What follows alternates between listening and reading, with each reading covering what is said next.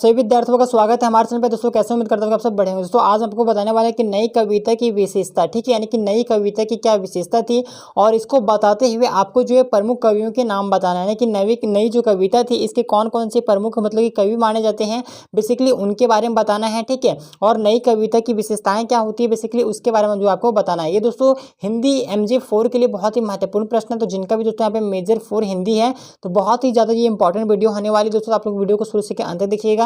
अगर आप चैनल पर नए हैं चैनल को जरूर से जरूर सब्सक्राइब कर लीजिएगा। देखिए नई कविता की अगर हम विशेषता की बात करें तो इसको बताते हुए आपको जो है इसकी प्रमुख कवि जो है उनके बारे में सभी के बारे में आपको जो है वो बताना पड़ेगा।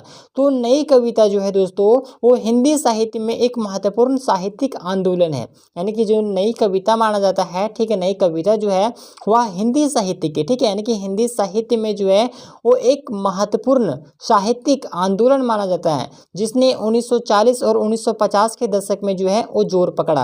कहने का मतलब ये है दोस्तों कि जो नई कविता, ठीक है, यानी कि नई कविता का जो प्रारंभ है वो लगभग 1940 से 1950 के दशक में जो है वह जोर पकड़ा। इस आंदोलन ने ठीक है पारंपरिक कविता की सीमाओं को भी जो वो तोड़ा और आधुनिक जीवन की जो जटिलता थी और जो संवेदनाओं था, ठीक है, उनको व्यक्त करने के लिए नए नए रूप में और नए नए जो है विषय अपनाया।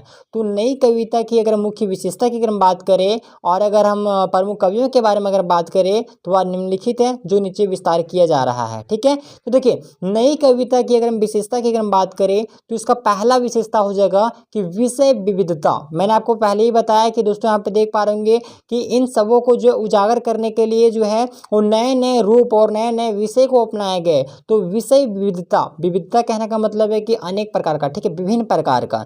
तो नई कविता जो है वो पारंपरिक धार्मिक और नैतिक विषयों की बजाय जो है वह सामाजिक, राजनीतिक और व्यक्तिगत मुद्दों को जो है और प्राथमिकता जो है प्रमुखता दी गई। तो इसमें आधुनिक जीवन की समस्या और जो उनकी विडंबना था उसको क्या किया, उभारा गया। यानी कि विषय विविधता में जो है दोस्तों और नए नए जो कविता उसमें जो पारंपरिक जो धार्मिक नैतिक विषय की जगह पर इसमें सामाजिक राजनीतिक जगह जो विषय है दोस्तों इसमें जो है व्यक्तिगत मुद्दों को जो है मतलब कि प्राथमिकता दिया गया। और इसमें जो आधुनिक जीवन यानी कि जो लोग के जो आधुनिक जीवन की बेसिकली जो समस्या है, जो उनकी विडंबना है, उसको उजागर करने का काम किया, ठीक है। दूसरा देखेंगे भाषा। तो सरल, सहज और बोलचाल की भाषा का प्रयोग किया गया। इसमें क्लिष्टता और अलंकारिता का जो है त्याग किया गया। कहने का मतलब ये है दोस्तों कि भाषा में जो है वो बड़ा ही मतलब कि सरल, सहज और बोलचाल जो यानी कि हम लोग नॉर्मल लैंग्वेज में जो यूज करते हैं बेसिकली वैसी भाषा का प्रयोग किया गया जिससे कि बात जो है वो सभी लोग आसानी से समझ जाए। इसमें जो किसी भी तरह का कोई भी मतलब कि जो है वो कठिन लैंग्वेज या कठिन भाषा का यहाँ पे जो है यूज नहीं किया गया, ठीक है। तीसरा देखिए स्वरूप। तो पारंपरिक छंद और तुकबंदी, ठीक है, तुकबंदी की जगह पर जो है वो मुक्त छंद का प्रयोग किया गया। कविता की जो संरचना में अधिक स्वतंत्रता दी गई जिससे विचारों को बिना किसी बंधन के जो है वो व्यक्त किया जा सके। चौथा भाव और अनुभव। तो इसका चौथा विशेषता हो जाएगा भाव और अनुभव। तो व्यक्तिगत अनुभूतियों और मनोभावों का जो है वो गहन चित्रण किया गया। इसमें व्यक्तिवादी दृष्टिकोण का जो है वो प्रबल स्तर देखा जाता है जिसमें कवि अपनी आंतरिक संवेदनाओं और अनुभवों को क्या करता है, प्रस्तुत करता है। आइए हम देखते हैं नई कविता जो है इसके प्रमुख कवि कौन कौन से थे और उनके क्या नाम है। तो देखिए जो पहला है वह अज्ञेय, ठीक है, जिनका नाम था सच्चिदानंद हीरानंद वात्स्यायन, ठीक है, अज्ञेय।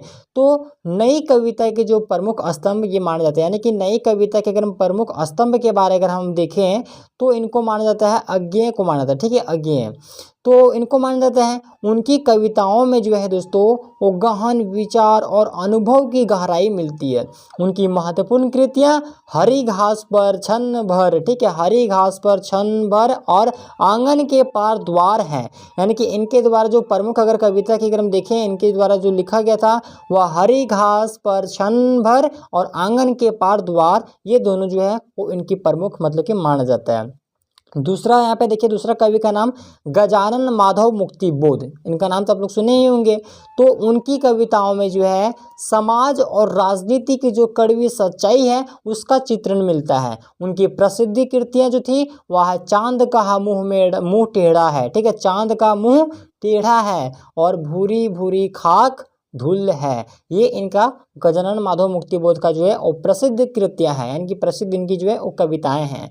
तीसरा देखिए शमशेर बहादुर सिंह, उनकी जो कविता है इनमें संवेदनशीलता और को जो है वो बारीकी से विचार किया गया, जिसमें प्रमुख रचना चुका भी नहीं हूँ मैं, ये आप लोग तो पढ़े ही होंगे शमशेर बहादुर सिंह का, चुका भी नहीं हूँगा मैं और काल तुझसे होड़ है मेरी। ठीक है, ये आपका जो है शमशेर बहादुर सिंह का जो इनमें प्रमुख रचना है ये माना जाता है। चौथा जो कवि है वह रघुवीर सहाय, उनकी कविताओं में जो है उस समाज की जो विडंबना थी और जो आम आदमी की समस्या है उसको क्या किया, मुखरित करने का काम किया, यानी कि उसको जो है वो प्रकाशित सामने लाने का काम किया है और अपनी कविताओं के माध्यम से लोगों तक बात बात तक ये जो पहुंचाने का मतलब काम कौन किया है, रघुवीर सहाय किया है। उनकी प्रमुख रचना देखिए तो हंसो हंसो जल्दी हंसो और लोग भूल गए हैं, ये इनकी प्रमुख रचना मानी जाती है।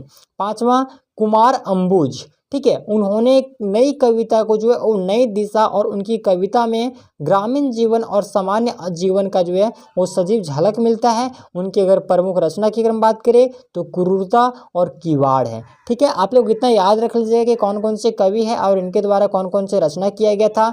और इसके बाद साथ दोस्तों आपको जिसका जो विशेषता है ये आपको देख लेना, बहुत ज़्यादा इंपॉर्टेंट प्रश्न है दोस्तों, ये बहुत ज़्यादा इंपॉर्टेंट है, तो आप लोग इसको अच्छी तरीके से कंप्लीट कर लीजिएगा। ठीक है, मैं उम्मीद करूँगा कि आपको यह वीडियो पसंद है, वीडियो को लाइक कीजिएगा, अगर आप चैनल पर नए हैं चैनल को सब्सक्राइब जरूर कर लीजिएगा।